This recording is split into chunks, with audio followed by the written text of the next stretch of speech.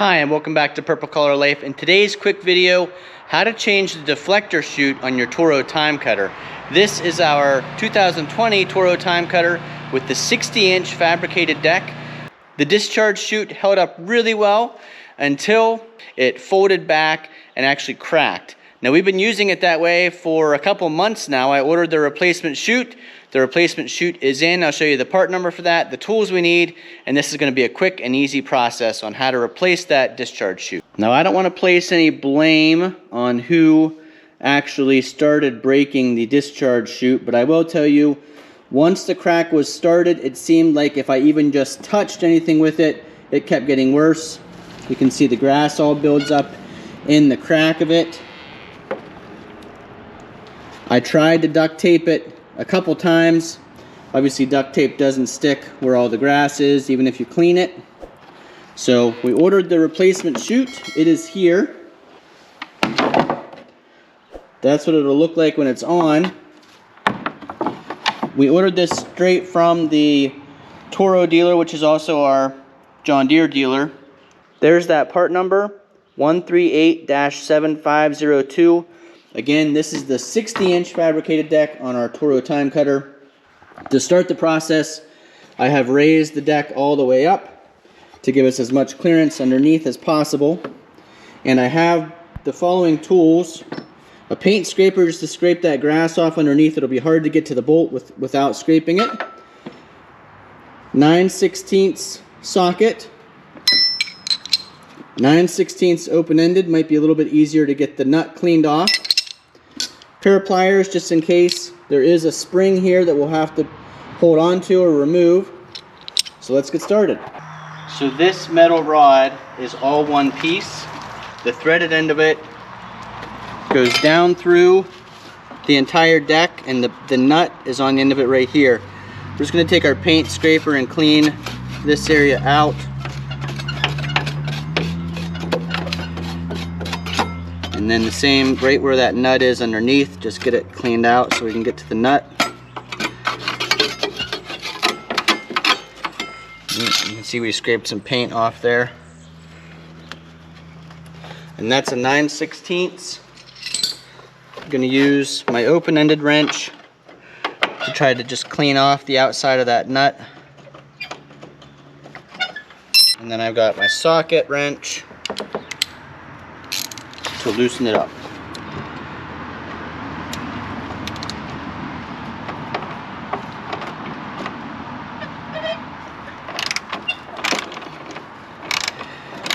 Now what happens is this plate will also come off with that. So I need to be able to keep this up. I'm going to grab a bungee that goes around that to hold it up. So I've got a bungee just holding this up, keeping it out of the way while I work, and then also keeping that spring compressed. I'm also keeping my hand on it.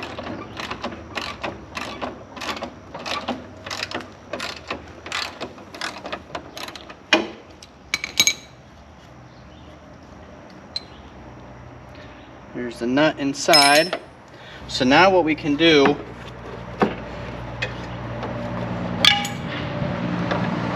there's the plate. I want to keep track of how everything gets situated when it is together. So we'll remember that came right there. The bolt hole's right there. If you can look underneath here, you'll see that threaded end coming through. Right there.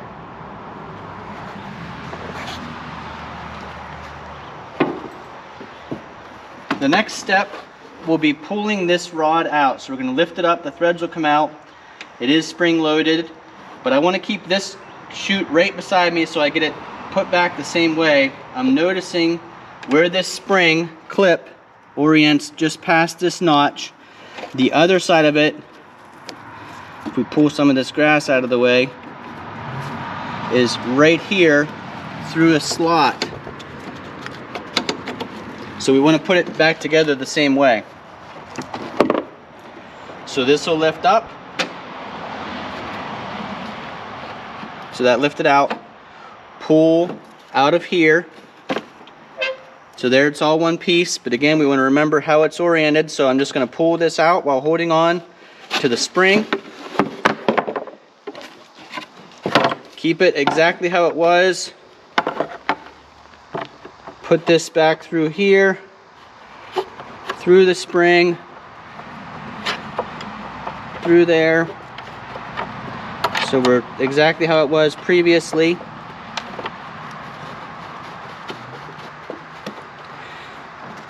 And line this up. The spring will be the trickiest part because it has to go into that slot, just like that. See how we're through there? And then this needs to be oriented back down once we push through here. So there is tension you're pushing against. It might be easier to push it through first. Why don't you clean that grass out?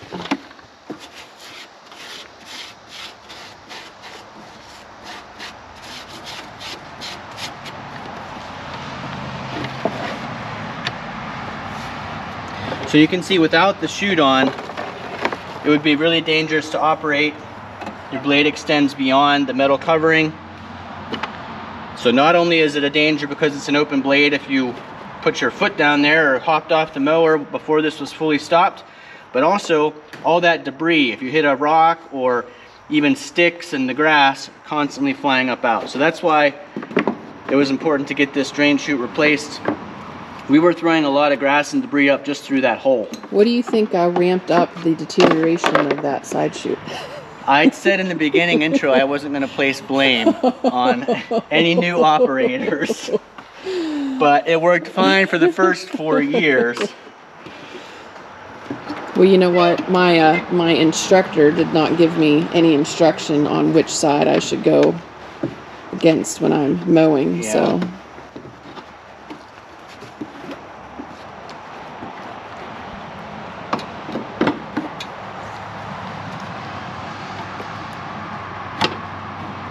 And that wasn't really an admission of guilt. I was just wondering if there was anything that you could think of that... That's the only change I could think of. Maybe it was just wear and tear. I'll put a link to the video below or above where I mentioned that after 4 years I made a big mistake this year with the zero turn, so you can watch that. I know, but then I think you've since made another mistake. What was that? You let me ride the new one. Okay, so I got this pushed through against the pressure of the spring. The spring's through there. Looks like we're situated. Getting ready to put the threaded part of the rod down through the hole, which we've done right there. Now we need to keep it in the hole, but lift this up so we can put the plate back through and the nut back on.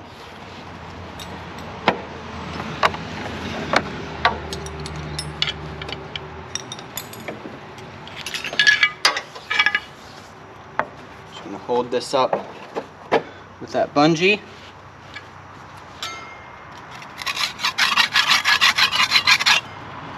Might be a good idea if you've got some black Rust-Oleum to go ahead and hit that before you reinstall it. She could really use a bath. Yeah.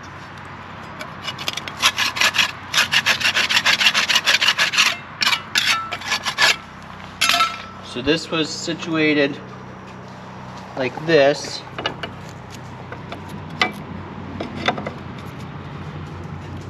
And then the nut through the threads.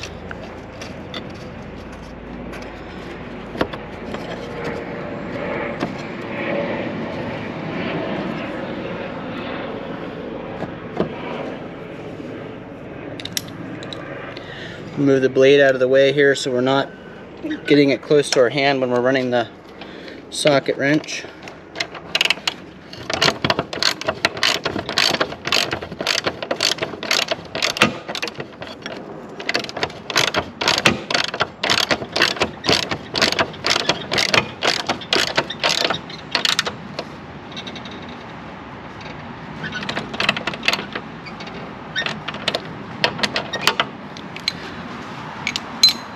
Okay, here's the big reveal.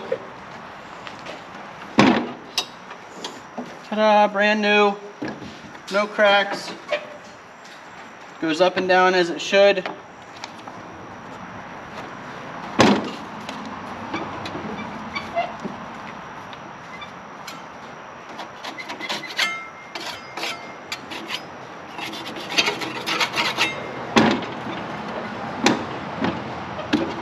Okay. Here's the old one. You can see this is the exact same part. This is a genuine Toro part ordered from the Toro dealership. That part number, once again, 138-7502. I think this was about, do you remember? I think it was $65 roughly at the Toro dealership. All done, ready to go mow. So that was really a very easy process that anybody can do. I'll put an Amazon affiliate link down below if you don't have a 9/16" wrench or a paint scraper. We ended up not needing the pliers for the spring. It stayed right in place. I think the key is to take the old one off, keep everything oriented the same, and put the new one on quickly. I do use a bungee strap to load in and out of the trailer. So you've seen this on several other videos. I just find a way to make the bungee strap hold the deflector up. And my previous bungee strap that was the perfect length, it was like that long to hold it perfectly. I was mowing the other day, it vibrated out of my storage compartment and I cut it in half. So now we're making do with a little bit longer bungee strap until I get one that's the perfect length. Thanks for watching. Hopefully you found this video informative and entertaining. Again, Toro Time Cutter with the 60-inch fabricated deck, discharge chute replacement. The process should actually be similar for any of the models. Thanks for watching. We'd really appreciate if you check out one of our other videos. We've got lots of videos about the new Toro Time Cutter and this one that we've had since 2020. So if you'd watch one of those, we'd appreciate it. And we'll see you again the next time. What do you think? All